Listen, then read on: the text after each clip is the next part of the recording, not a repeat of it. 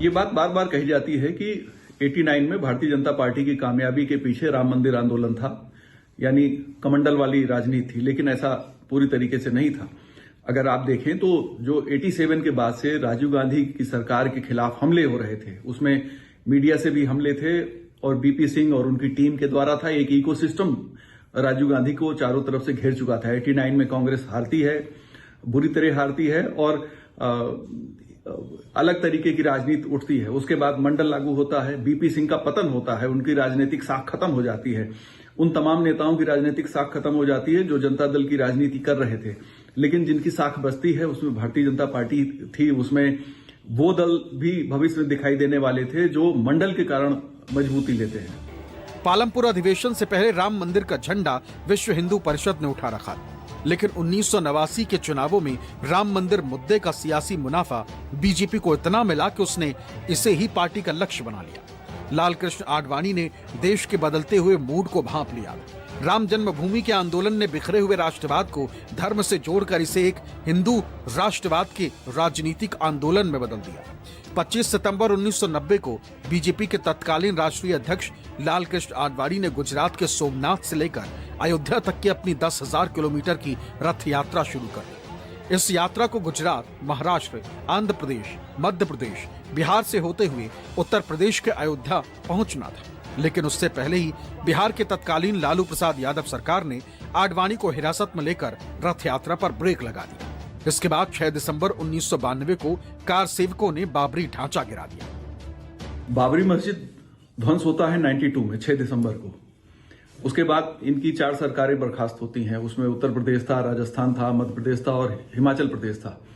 93 में जब चुनाव होते हैं तो 3 जगह इनकी सरकार नहीं आती, सिर्फ एक जगह आती है। तो बीजेपी को फायदा हुआ ऐसा नहीं कह सकते। वो एक जद्दोजहद और एक ऐसा समय था, ऐसा वर्ष था जिसमें मंडल और कमंडल की शक्तियां आपस में जूझ रही थी। बीजेपी का नेटवर्क उतना मजबूत नहीं था, उस तरीके से काम नहीं कर पा रहा था, उसकी दिशा और दशा भिन्न थी। हालांकि उसके पास बड़े ही मजबूत नेता थे और उन नेताओं की बदौलत ही भारतीय जनता पार्टी अपनी साख को बचाए रख सकी, लेकिन उसको फायदा हुआ, राजनीतिक तौर पर लाभ हुआ, ऐसा नहीं कह सकते। बीजेपी देश की सियासत में राम मंदिर आंदोलन के साथ अपने कदम बढ़ाती रही। राम मंदिर के मुद्दे को बीजेपी ने ऐसा भुनाया कि उसका ग्राफ हर चुनाव के साथ बढ़ता गया। 1990 आते आते 3 राज्यों में पार्टी की सरकार बन गई। मार्च 1990 में राजस्थान, मध्य प्रदेश और हिमाचल में बीजेपी ने पहली बार सरकार बनाई। 1991 के आम चुनाव में 120 सीटें जीतकर बीजेपी केंद्र में पहली बार मुख्य विपक्षी दल के रूप में उभरी। 5 साल बाद 1996 के लोकसभा चुनाव में 161 सीटें जीतकर उसने पहली बार केंद्र में सरकार बना ली। हालांकि ये सरकार सिर्फ 13 दिन चली। 1998 में 182 सीटें जीतकर बीजेपी ने फिर से सरकार बनाई। इस बार सरकार सिर्फ 13 महीने चल पाई। दोनों बार बहुमत से दूर रही बीजेपी 1999 में एक बार फिर 182 सीटें जीतकर सबसे बड़े दल के रूप में उभरी और सरकार बनाई। इस बार भी बहुमत का आंकड़ा बीजेपी के पास नहीं था, लेकिन तीसरी बार प्रधानमंत्री बने अटल बिहारी वाजपेयी ने 26 दलों के साथ मिलकर पूरे 5 साल सरकार चलाई। 90 के दशक में केंद्र में सरकार बनने के बाद बीजेपी का मनोबल तो बढ़ा, पर अब उसे मंदिर मुद्दे की जरूरत महसूस नहीं हुई। शायद इसीलिए 2004 के चुनाव में पार्टी ने इंडिया शाइनिंग का नारा दिया और विकास की बात की, लेकिन पार्टी बुरी तरह चुनाव हार गई। 2004 में अटल बिहारी वाजपेयी का शाइनिंग इंडिया का नारा धराशायी हो गया और बीजेपी 138 सीटों पर सिमट कर विपक्ष में पहुंच गई। 145 सीटें जीतकर सबसे बड़े दल के रूप में कांग्रेस ने सहयोगी दलों के साथ मिलकर सरकार बनाई। 2009 में बीजेपी का प्रदर्शन और भी गिर गया। पार्टी 116 सीटों पर पहुंच गई और कांग्रेस ने 206 सीटें जीतकर एक बार फिर गठबंधन सरकार बना ली। लेकिन 2014 में बीजेपी ने मोदी के चेहरे पर शानदार वापसी की और 282 सीटों के साथ बम्पर जीत दर्ज कर पूर्ण बहुमत की सरकार बनाई। 2019 तक आते आते बीजेपी की जीत और बड़ी हो गई। तब 303 सीटों पर कमल खिलाकर नरेंद्र मोदी लगातार दूसरी बार प्रधानमंत्री बन गए।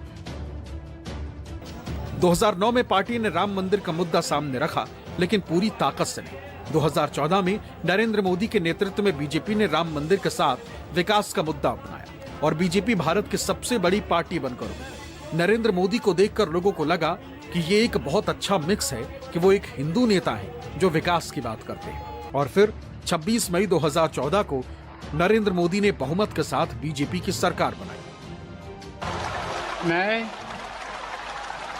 मैं नरेंद्र दामोदर दास मोदी ईश्वर की शपथ लेता हूं कि मैं विधि द्वारा स्थापित भारत के संविधान के प्रति सच्ची श्रद्धा और निष्ठा रखूंगा। बाबरी विध्वंस के बाद भारत की राजनीति में बड़ा बदलाव आया। आजादी के बाद से ही भारत वैचारिक राष्ट्रवाद की राह पर था, लेकिन इस मामले के बाद बीजेपी ने बड़ी ही चालाकी से देश की राजनीति सांस्कृतिक राष्ट्रवाद की ओर मोड़ दिया। इससे पहले तक देश में पहचान की राजनीति जाति और छोटे समूहों में बटी हुई, लेकिन इसके बाद देश में पहचान की राजनीति बहुसंख्यक राष्ट्रवाद के तौर पर स्थापित हो गई। राम जन्मभूमि वो पड़ाव है जिसने देश और दुनिया में चल रही समाजवादी, मार्क्सवादी, गांधीवादी जैसी तमाम विचारधाराओं के बीच बीजेपी को एक नई हिंदुत्ववादी विचारधारा, जिसने 80 के दशक के आखिरी सालों में इस नई नवेली पार्टी के लिए नई राह खोल दी और आखिरकार उसने देश के राजनीतिक नक्शे को भगवा रंग में रंग दिया। Bureau report, news 24।